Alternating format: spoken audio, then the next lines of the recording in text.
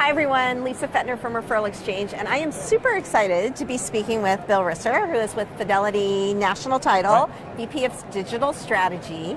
And full disclosure, Bill interviewed me on his amazing podcast that he does a couple of months ago. So now I'm super excited because the tables have turned and I get to interview you. I get to see what it feels like. Yes, okay. But he was really amazing about sending me the questions in advance, which is something that you should really do when you're developing a podcast. Mm-hmm. But I thought it would be great for you to talk a little bit about why you started doing a podcast, how it's evolved, what you've gotten out of it.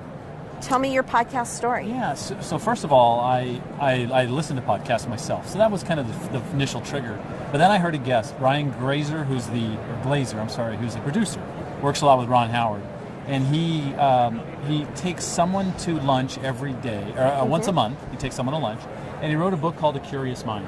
And so from that book, it kind of got me thinking. I do the same thing. My wife gets upset with me because I will continually ask people about their past, and if they do something interesting, then I get like I'm just a mess because I got to find out more about it. Right. So I decided, let's go ahead and turn that into something that I could not only satisfy that curiosity, but help me help agents, because I think realtors need to have different ways to create content. Right.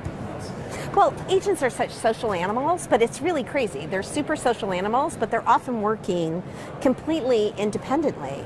And oftentimes agents don't want to give up their secrets to other agents. So yeah, that's true. I think the podcast that you do is really critical because it helps them learn from other agents and tell their stories. I spend the first half kind of getting their backstory, but then I focus hard on what are they doing that makes them successful.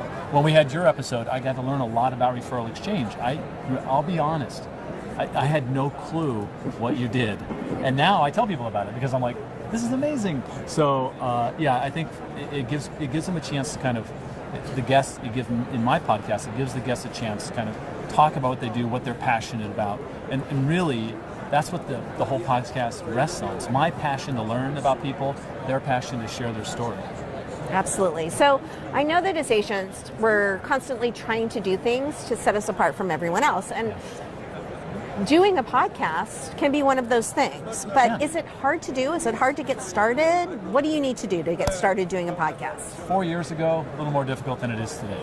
Today, you simply go to anchor.fm, which is an app that pivoted from just being a 2-minute sound bites to an actual podcast hosting solution.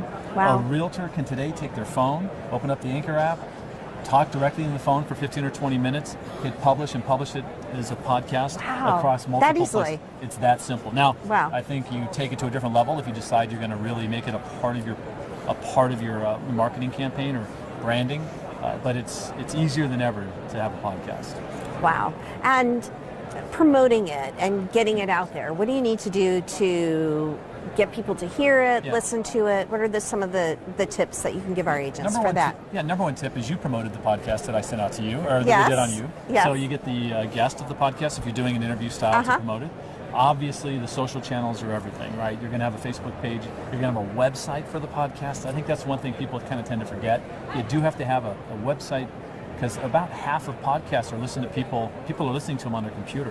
They'll pull up the file and just so you have to upload them. Exactly. Yeah. So they've got to be someplace else. That's just a WordPress site. Yeah, make it an extra page on your existing website, right? Absolutely. Very simple. You're just a place to load. All you do is grab some code from your podcast hosting solution and put it in your site, and you're good to go. That's really important. And really, it's not being afraid to tell people you have it out there. And like any strategy, it takes time. You can't to get it right, tone it, adapt, pivot. So I think I'm 165 episodes in now, so it's been over 3 years. That is great. Well, and I think one thing that you really did, which I appreciated after being on several podcasts, is you sent the questions in advance. And that was really good because it helped me to kind of formulate the stories that I wanted to tell that would resonate with the clients. So what are some tips that you can give to our agents who are thinking about creating a podcast? First of all, it doesn't have to be an interview style. I think for realtors, one of the things that they have is they have knowledge of their area, of their community. They know so much, right, about where they work and their farm. Why would they not put that content out there where someone can consume it? So even just a quick 10 or 15 minute, topic of the week. And that's where I would start. I think, I'll be honest, that the interview style is definitely stepping it up a level in complexity. Okay. There's scheduling you got to worry about. There's how's it going to go with this person. Sometimes I didn't know you, and it went extremely well. But sometimes I've interviewed a few people that it wasn't as, they weren't as open, or they weren't as forthcoming with information, or they were just a little more short with answers, and it doesn't have the same feel. Right. Because even though I do send questions in advance, I strive to make it sound like we're just having a conversation. Yeah, you have to have the conversation. You need to make it fun. We're just talking. Yeah. Relevant to people. But I think focus hard on what you know. I've been asking this question to a lot of realtors. How do I know what you know? How do I know what you know? If I don't meet you, how do I know what you know? Right? And that's the old blogging and content, but today it's different. Today we don't have to write 400 or 800 words. And be a good copywriter, which I think I talked to you about. I'm a huge fanboy of copywriters. They're like rock stars in my world. But creating either video or audio content has never been easier. So it's got to do it. What is, just a few more questions, what is a good, should you do it weekly, and what's a good length of a podcast that you should do? So mine range in the 30 to 40 minute range. That's too much for most people. I would absolutely shoot for something between the 5 and 10 minute range. Keep them short, little bite-sized pieces of information. You can get a lot in 10 minutes, right? In fact, I started another podcast with Molly McKinley. I think you might know Molly. Yes, Molly McKinley. What's it called? It's called Relationships First. That's right. And Molly's, a yogini and very spiritual, and I'm this like logical techie guy. And there's some. We clash a little bit on our thoughts about relationships. But keep it short and simple like that. That would be ideal. Weekly's great, but look, if you can just do it once a month, do it once a month. Just be consistent. Just be consistent. Great. Yeah. Any final thoughts about starting a podcast, doing a podcast? So look for some of those real estate. Go into the search box in your podcast app, and or Stitcher or SoundCloud or Overcast. Type in real estate marketing. You'll see some great podcasts out there. Like anything, you just got to get started. You got to stick with it. Can't stop after 5. Yeah, just do it. Yeah. Just do it. Well, thank you so much for joining me on such short notice. Yes, thank you. That's great.